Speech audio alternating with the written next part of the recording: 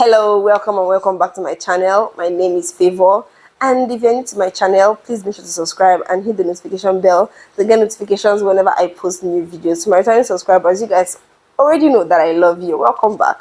So today is another episode of From the Heart with Favour, and today we're discussing marrying for love or money. Which would you prefer? So without further ado, let's just get right to this video.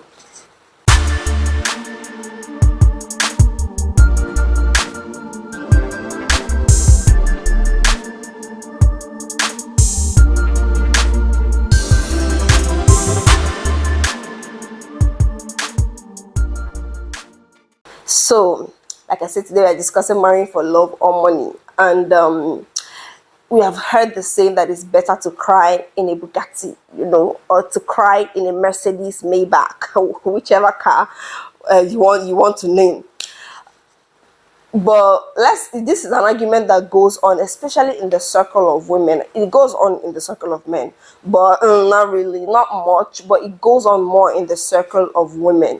So I decided to bring it on here so that we'll discuss it. Like I said, let me know which you would choose. If money was the only available thing, or if you're told to choose just one, would you choose love or money? Which would you go for? So I would first start because I would like to debate for the two, and you guys would know which one I married for. I would start with marrying for money. So, in this day and age, many people will give you reasonable reasons, if you understand, why you should marry for money. They would say, oh, you can marry for money, stability, all that. What is it? Love will come later. That bit, okay. So marrying for money is good because you already know that everything you need is being made available. If you want luxury, the luxury is made available, because I know a lot of us actually crave luxury.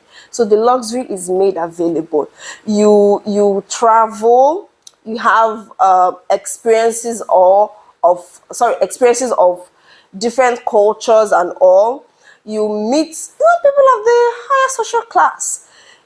Your children, they have want for nothing. Like there's going to be no day that they will be like, oh, there's no food, so you should go hungry. This, that. It's good, it's great. So you know that you are going to get stability as regards to finances in this marriage. You know that anything that money should take care of, money will take care of, because the money is already available. Now, marrying for love. Marrying for love. So they would tell you that money is not everything. Money does not bring happiness. Yes, money does not bring happiness, and love brings happiness. Love gives you all the feels. You spend time with the person you love, because it is better to drink garri with the person you love. As they would say, it's better to drink garri with the person you love than to live in a mansion that you feel lonely in. I said I'm making arguments for both. So it's good to marry for love, because you know that you will not lack compassion, so to say, in the marriage. You would not lack companionship. That's there will be no feeling lonely in that marriage, as love should be. You will not feel lonely. You have somebody that is connected with you on a deeper level, beyond what the eyes can see. Somebody that understands you, somebody that just gets you, But there's no money, so you have to drink garri some days. Some days you have to go hungry. So I have not finished making argument for these two. So now back to money. It is told, we have been told that money does not buy happiness, but we also know that some of the things that make us happy is money that buy it though. It's money that buy it. So let's talk about money now. Some people would say that money can buy happiness. Some people would say that money cannot buy happiness, Those on the side of love will argue that money cannot buy happiness. Those on the side of money will tell you that money can buy happiness. At the end of the day, check it. Everything you need to be happy, It's money that will buy it. You need to pay house rent. If you, let's say you're renting, you need to pay house rent. You need house. You need roof over your head. It is money that will buy it. You need food. It's money that will buy it. Students will go to school. It's money that will buy it. You need to wear clothes. You need to, look good. It's money that will buy it. Like those things that you would have and you are satisfied. It's money that will buy it. So you see, money will buy the happiness. Now, for those on the side of love that says money cannot buy happiness. In a way, it's correct, because now we are not going to be looking at happiness, we're going to be looking at joy, because happiness is not something that lasts long. It comes with things, and when those things are not available, the happiness is gone. That is why you need joy more, and joy is that which comes from within.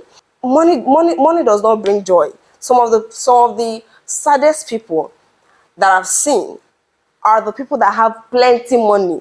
Check it, the rate at which some of these rich men are divorcing. If money was enough, you will not have any rich man or wealthy somebody divorcing, And so apart from divorcing, some rich people have actually killed themselves, taking their own lives, So you see that money does not bring happiness. If you look at it, it does not bring happiness. And when you are joyful most is when you are surrounded by those that love you and those that you love. So you see, it's love that you need. You need love, not money. So of these two, which would I choose? Will I choose to cry in a Bugatti, or will I choose to drink garri with somebody I love as opposed to living in a mansion and be lonely? Shocker, I will choose neither of them, because neither of them will give you the fulfillment that you should have with marriage. So which would I choose? I would choose purpose. Marry for purpose. Because that feeling of love that many people marry for or marry with fades. After that honeymoon phase, sometimes you just ask yourself, why did you even end up marrying this somebody that you married? And then, for those that married for money, you would realize that at some point you would need, there are some things that money cannot buy anymore for you. You need company, money cannot buy it. So if you marry for money, at some point you will need more than that money. If you marry for love, at some point you will need more than that feeling of love. So that is why it's best to marry for purpose. Because what is the purpose of marriage? Marriage is the way God created marriage. Marriage is not just meant to make us happy or meant to make us it's not a destination. Marriage is an assignment. Marriage is a purpose on its own. So what is the purpose of that marriage? That's why every marriage has a purpose. And as long as that purpose is in the forefront of that marriage, trust me, the husband and the wife, as long as they don't lose sight of the purpose of that marriage will not crash. Why? Because the fuel of this marriage is neither money nor that feeling of love. The fuel of this marriage is purpose. And purpose transcends these two things. Because we know that when it comes to purpose, sometimes you don't just want to do it, but you have to do it. Some days you don't feel like doing it, but you will do it. Some days you don't feel like doing. As I said on the altar, I do. Some days you don't feel like doing, but you are going to do. Because that is what purpose requires. Purpose is what keeps us on a leash. Purpose is that thing that extra reason that we need to push further. Because check it, the rate of divorce now, there will be like how they put it again, unreconcilable or be irreconcilable reasons or matters or whatever English they will choose to speak. But if purpose was the reason for this marriage and is what is keeping or fueling this marriage, you would see that there will be no unreconcilable issue. Because as long as the fuel of that marriage is purpose, everything that comes up will be reconcilable. Why? Because there is a greater purpose for that marriage. It is not to make me happy. It is not to make my husband happy. It is not to have children and send children to school.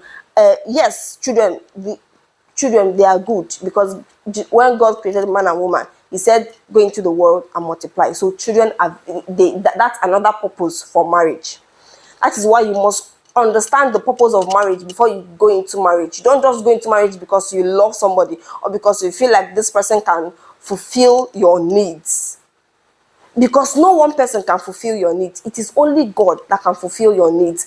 And God has a purpose for every marriage. Every marriage has its purpose. Because marriage is a tool of evangelism. And purpose is to evangelize. So that evangelism, it is dealing with it, maybe a particular field or a particular group of people. Marriage is something that should be done with purpose in mind, not with love or needs in mind. Because if you marry because you want to feel validated, if you marry because you want to have somebody else beside you, then that means that thing will not last. Why? Because those things are external, and as long as they're external, one day they will not be there again. And if they are not there, what are you running on? That is why every marriage should run on purpose and not just on the two individuals. Because if we are running on, oh, I have to feel happy, oh, he has to feel happy, we get to that point where we feel, you know what, you're not making me happy anymore. I'm not feeling fulfilled anymore. Why?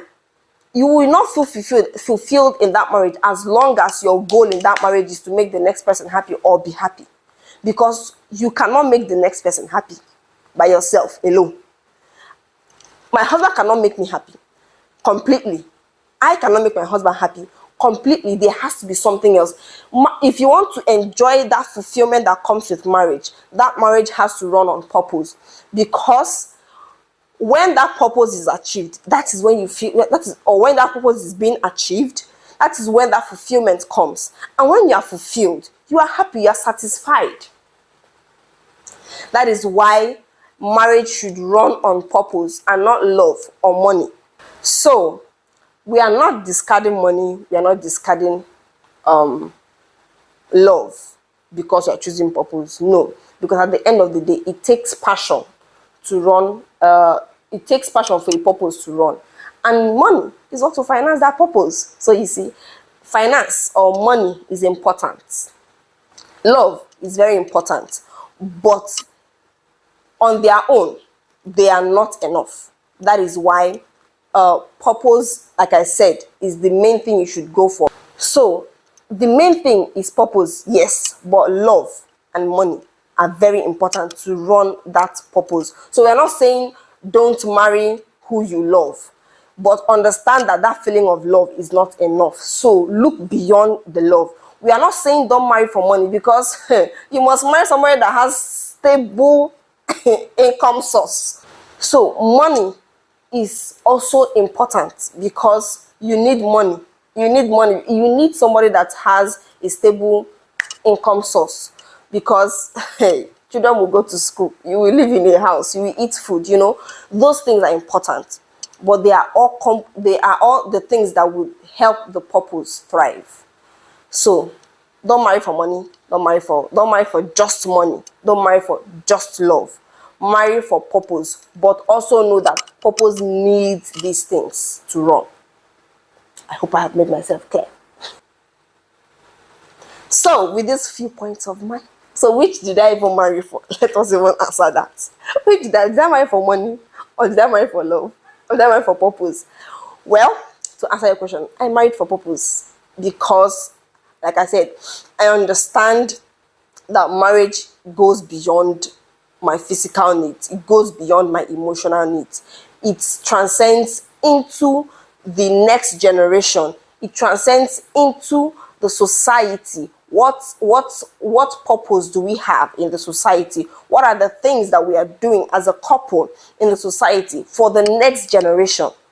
That is what I understand marriage to be, and that is why I'm married for purpose and not for either of these things. Because if I had married for either of these things, a day will come when these things are not going to be enough, and I'm going to be like, you know what, sayonara, I am done, adios.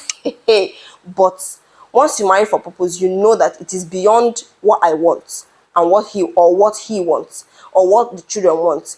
It is now what God wants.